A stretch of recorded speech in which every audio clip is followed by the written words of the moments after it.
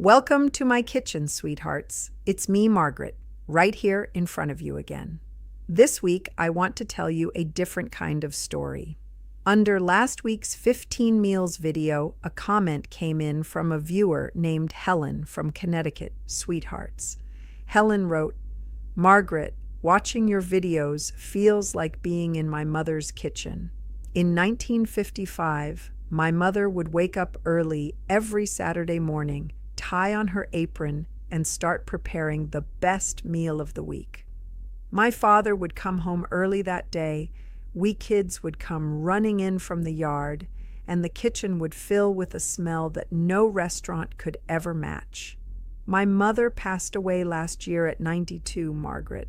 On Saturday mornings, I still wake up and look toward the kitchen. It's just sitting there empty."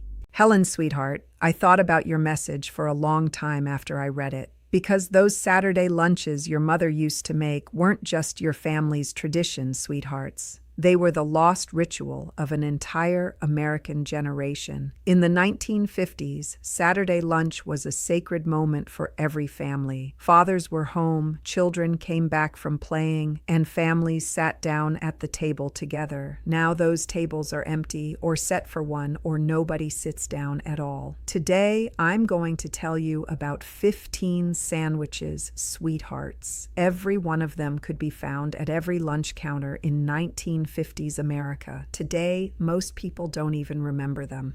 Before we get to the recipes, I have to ask you, sweethearts, are you skipping your Saturday lunches? When was the last time someone called you to the table? Write in the comments which sandwiches you used to eat as a child, but don't make anymore. And I'd also like to ask you to write about your health concerns, because you're going to see that the things your doctor prescribes are hidden inside these sandwiches for free. 15 sandwiches, 15 reminders. I'm moving through them quickly, but pay attention. The last 3 are the ones I still make every Saturday. The stories behind those 3 are going to be the true heart of this video, sweethearts. Our first sandwich is going to be date nut bread and cream cheese. Date and walnut bread topped with cream cheese. This sandwich was served to hundreds of women every day in the Schraff's tea rooms of 1950s Manhattan. 2 slices of Thomas brand date nut bread, dark, dense, studded with walnut pieces, spread thick with Philadelphia cream cheese. That's all there is to it, sweethearts. Crusts left on. It was ordered with a cup of coffee between shopping errands. Date nut bread has virtually disappeared from American bakeries today. Production stopped, and the sandwich went with it. But if you have dates at home, spread cream cheese on plain bread, sprinkle chopped dates on top, add a few walnuts, fiber from the dates, calcium from the cream cheese, omega-3 from the walnuts, 3 health benefits, 3 ingredients. Our second sandwich is known as the cucumber and butter tea sandwich, a cucumber and butter tea sandwich. It came to America from the English tea hour and was eaten in 1950s department store tea rooms, sweethearts. 2 slices of white bread, crusts removed, spread with plain butter, and between them, paper-thin slices of cucumber with just a touch of salt. Here's the whole secret, sweethearts. You chill the bread in the refrigerator before spreading the butter so the butter doesn't soak through and the sandwich doesn't get soggy. If you use a mandolin, the cucumber comes out thin as paper. On hot summer afternoons with a glass of iced tea, it's a miracle, sweethearts. Cucumber is 95% water. It hydrates you and helps lower blood pressure. At our age, summer months are tough, sweethearts. Dehydration, meaning getting thirsty easily and running low on fluids, is a serious problem, and I'm certain this sandwich will be one of the most refreshing meals you can have. Third sandwich, watercress with butter. A watercress and butter sandwich.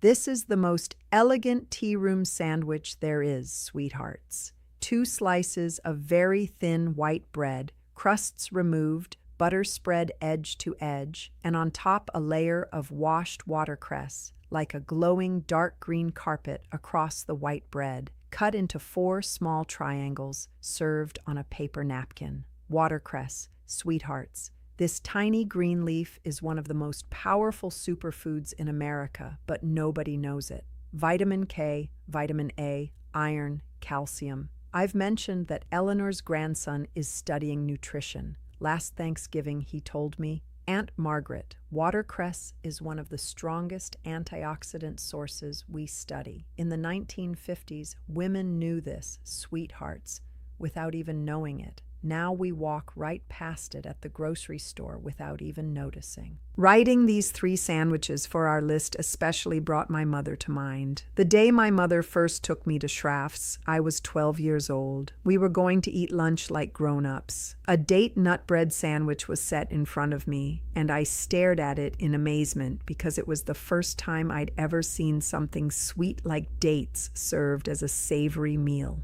My mother laughed and said, "Margaret, all of life is a balance between sweet and salty." I never forgot that sentence. Anyway, they say I can talk too much sometimes. Let's get back to our recipes. For our 4th sandwich, I want it to be pimento cheese on rye. Pimento cheese on rye bread. In the South, they called this the caviar of the poor, sweethearts. You grate sharp cheddar by hand. Add chopped pimento peppers from a glass jar, bind it together with Duke's mayonnaise, and toss in a pinch of cayenne and black pepper. The mixture turns orange, speckled with red pimento bits. You spread it thick on rye bread and eat. The recipe spread from a sandwich the Herndon family sold for 25 cents on the grounds of Augusta National Golf Club in 1947. A Walgreens in Atlanta sold it for 30 cents, with a sweet pickle on the side and a glass of sweet tea. Funeral homes across the Carolinas serve pimento cheese sandwiches after every service because this sandwich stands beside Southerners from birth to death. Calcium from the cheddar, vitamin C from the pimentos. If your blood pressure runs high, skip the cayenne.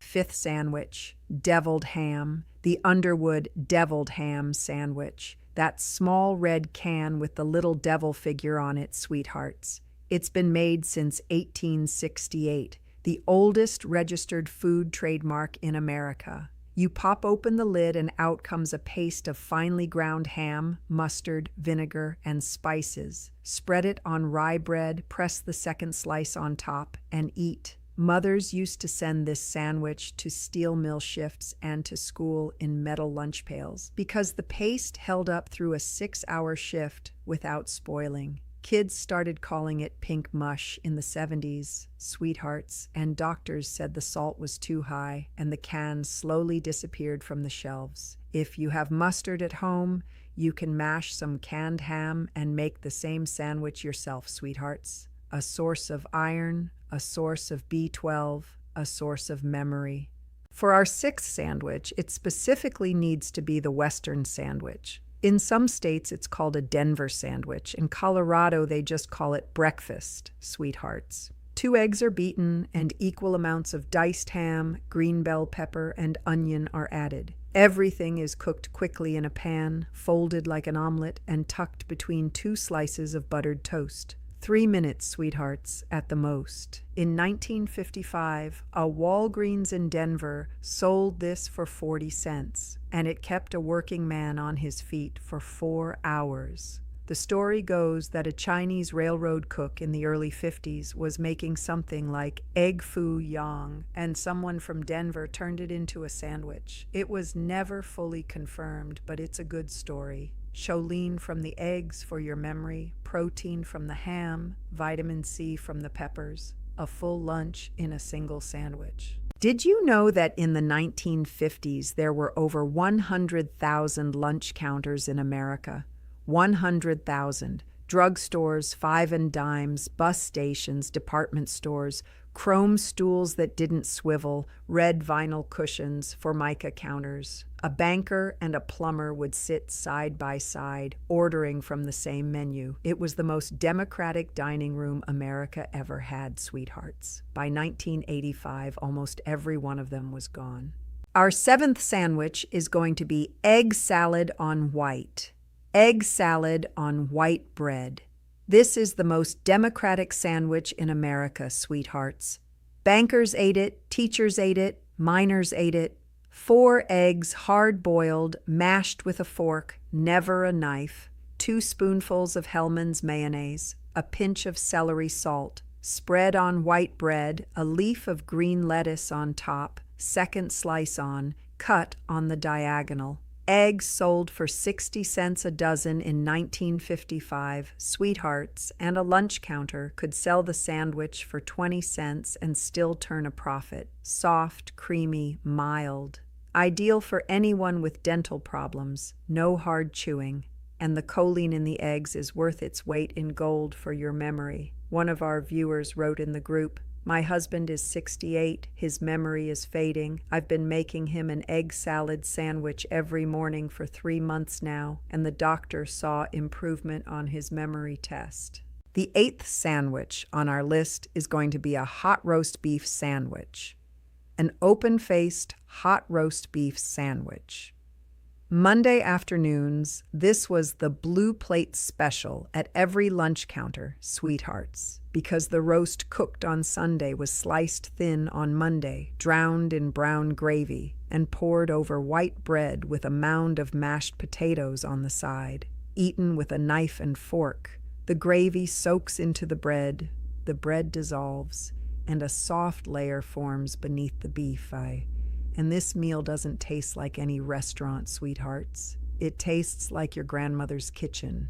Every counter from Maine to Minnesota had it, sold for 45 cents. The roast itself was the leftovers from Sunday. The gravy came from the bones. Nothing was wasted. Iron, protein, B12. If chewing is hard, slice the meat very thin, pour the gravy generously, and let the bread soak it up. Which of the sandwiches I've listed so far have you heard of, sweethearts? If you saw most of these being made by your mothers or grandmothers, let yourselves be known in the comments. Let's see who's managed to keep these memories alive. Without stopping, I'm moving right along to our next recipe. 9th sandwich, salami on a Kaiser roll. Salami on a Kaiser roll. Italian-American countercooks would slice Genoa salami exactly a quarter of a finger thick. This rule was never broken. 6 rounds were lined up on a fresh Kaiser roll. 2 thin slices of provolone were laid behind them, and the cook finished it with a drizzle of olive oil, a pinch of dried oregano, and paper-thin rings of red onion. The bread was crusty, the meat was peppery, the cheese was sharp. The whole sandwich cost 40 cents at a Bronx delicatessen in 1953. A worker from the garment district would eat one, drink a cream soda, and be back at his sewing machine in 12 minutes. Then the trade thinned out. The Kaiser rolls got smaller and softer. The meat went pre-sliced and shrink-wrapped, as if the sandwich were slowly losing its accent over 3 generations. There are still places in the Bronx that cut it the right way: protein, calcium, and heart-friendly olive oil. Our 10th sandwich absolutely has to be a tuna melt, or as we might also call it, a grilled tuna sandwich.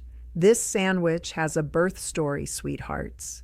It was 1959, a hot afternoon, and a cook at the counter poured a bowl of tuna salad onto a half-finished grilled cheese and just kept going. He pressed the whole thing flat on the griddle, fried it, and slid it to the customer. The customer asked for another one. Within 3 years, it was on every counter in the country. Tuna salad on rye bread, a slice of cheese on top, 2 minutes per side in butter on a pan. The cheese melts into the tuna, the bread crisps up. 20 cents in 1959.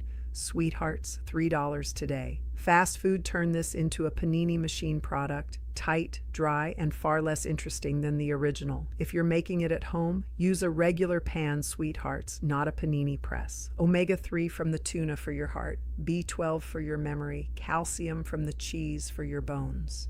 3 health benefits in one sandwich. 11th sandwich, Sloppy Joe Manhattan style. The Manhattan style Sloppy Joe. Now hold on, sweethearts. This is not the sloppy Joe you ate in the school cafeteria as a kid. The original sloppy Joe was invented in the early 1930s at the Town Hall Deli in South Orange, New Jersey. 3 slices of seeded rye bread, 2 layers of thinly sliced corned beef and Swiss cheese, a layer of coleslaw, and Russian dressing between the layers.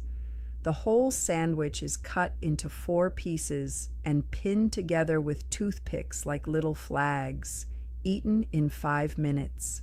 According to the story, the recipe came from a politician's vacation in Havana, where a bar called Sloppy Joe's served something similar. The loose meat version came later out of Sioux City, Iowa, and stole the name. The Manhattan version was better, sweethearts. Iron from the corned beef, fiber from the cabbage, rye that's friendly to your gut. Our 12th sandwich is specifically going to be a patty melt. Its father was a coffee shop owner on Sunset Boulevard named Tiny Naylor. Sweethearts, toward the end of the 1940s, he put the first patty melt on his menu. A thin ground beef patty is seared on a chrome griddle. 2 slices of caramelized onion are added, 2 slices of Swiss cheese, and the whole thing is pressed between buttered rye bread until the cheese flows over the edges. It comes off the griddle in 4 minutes. Tiny's chain was selling it for 50 cents in 1955, and the regulars came back twice a week just for this. The onion was what did the trick, sweethearts. Caramelized slow before the patty went down, sweet enough to balance the meat and dark enough to almost burn at the bottom. Then the burger chains pulled the lunch counter tray away in the 1970s. Most Americans today still know the name Sweethearts, but they've never had one made on a real chrome griddle by a cook who knew how to time it. Protein from the beef, onion that's good for blood pressure, calcium from the Swiss cheese. And there you have it, sweethearts. 12 sandwiches. I moved through them quickly because there are still 3 more, and I saved them for last for a reason. These last 3 sandwiches aren't ordinary. They're the ones I still make every Saturday. For 5 straight years, I've been making them, and I continue to. The first one reminds me of my mother's garden. The second carries a secret memory I share with Harold, and the third one spans half a century, from my father's first Saturday of retirement all the way to today. 3 sandwiches, 3 memories, 3 reasons. Stay until the very end, sweethearts, because I'm certain these stories will bring you closer to the recipes and create a real emotional connection. Before I move on to my favorites, I'd love to hear from you. What are your favorite recipes? Not just because they're delicious, but because they carry an emotional story. If your stories are too personal, you don't have to share them, but we'd honestly love to hear at least the names of the dishes. Now I'm picking up where we left off on my list, this time with a different kind of excitement. 13th sandwich, sweethearts, and my first favorite, BLT for short, bacon, lettuce, tomato. 3 letters, 3 ingredients, but this sandwich isn't a lunch, sweethearts. This sandwich is a season. This sandwich means August. This sandwich means my mother's garden. The recipe is very simple, sweethearts. 3 strips of bacon fried until crispy. 2 slices of white bread toasted to a golden color. 2 thick slices of ripe red tomato, 1 leaf of iceberg lettuce, and a thick layer of Hellmann's mayonnaise on top. The order matters, sweethearts. Mayonnaise on the bottom slice of bread, then lettuce, then tomato, then bacon, then a little more mayonnaise on the underside of the top slice. The mayonnaise needs to touch every surface. But let me tell you the real secret, sweethearts. The tomato. If you use a hothouse tomato in the middle of winter, you haven't made a BLT, you've made a heartless imitation. My mother always said, Margaret, don't make a BLT outside of August. And even then, don't use a tomato unless it came from the garden. And she was right, sweethearts. Every Saturday morning in August, my mother would go down to the garden early and pick tomatoes into her basket. My father had planted the little garden behind our house with seedlings that came from Uncle Jason's farm. Uncle Jason was my father's closest friend. He had a small farm in a northern town, and every spring he'd pull up in his car with seedlings in his hands. My mother would pick the tomatoes not by twisting the stem, but by curling it, because curling didn't injure the plant.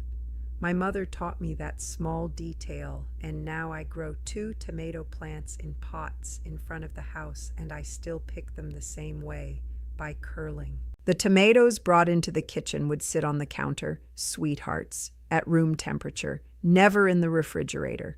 The refrigerator kills the flavor of a tomato, my mother always said. As noon approached, she'd put the bacon in the pan, I'd slice the tomatoes, and we'd make the sandwiches together. My mother, my father, me, and my sister Helen. Now, every Saturday in August, I make a BLT sweethearts. My mother passed away 20 years ago, but every Saturday in August when I put the bacon in the pan, the kitchen fills with that old smell, and for a moment my mother is back in the garden with her basket, just for a moment. This sandwich isn't just food, sweethearts. This sandwich is an inheritance. On the health side, let me say this. Tomato is a source of lycopene, protective against heart disease. Lettuce gives you fiber. Bacon, yes, it has fat, yes, it has salt. But 1 BLT a week never killed anyone. Dr. Patel told me, Margaret, moderation is everything. 3 strips of bacon 1 day a week, that's balance. 14th sandwich, sweethearts, my second favorite, Cuban press. This sandwich carries what might be the most romantic memory of my life. A long loaf of Cuban bread, crusty on the outside, soft on the inside, split in 2, yellow mustard brushed on both halves, no mayonnaise. A layer of slow-roasted pork, marinated overnight and baked for 4 hours. A layer of thinly sliced ham, 2 slices of Swiss cheese, 4 dill pickle chips laid end to end. No lettuce, no tomato, no mayonnaise, sweethearts. Then the whole sandwich goes under a heavy iron press for 3 minutes. The bread flattens to half its height and the cheese oozes out the sides. That's why it's called a Cuban press. It comes out hot, pressed flat, and flowing. When Harold and I got married, we weren't very young, sweethearts. I was 35, he was 37. Ours was a love that came late. After the wedding, we went to Florida for our honeymoon to Tampa. Harold had attended a conference there years earlier and had wandered through a small Spanish neighborhood called Ybor City. He wanted to show it to me. Tampa was hot, sweethearts. It was early September, that suffocating, humid Florida heat. We were walking, sweating, and Harold suddenly stopped in front of a little restaurant. "You have to try this, Margaret," he said. "You can't leave Tampa without eating one." We walked in. The restaurant was small, smoky, with old Spanish songs playing.